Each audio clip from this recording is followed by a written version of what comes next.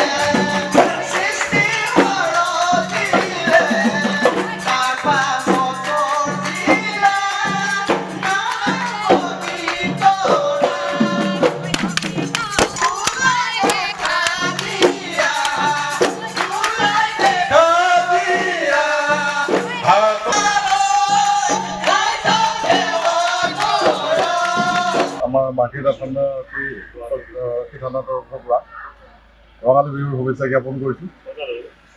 শান্তি সমৃদ্ধি এই ৰঙৰ উৎসৱ ৰঙেৰে ভৰপূৰ হওক সকলোৰে জীৱন, সকলোৰে বিহু শান্তি সম্প্ৰীতিৰে পালন কৰক তাৰ এটা মই এপিল কৰিছোঁ।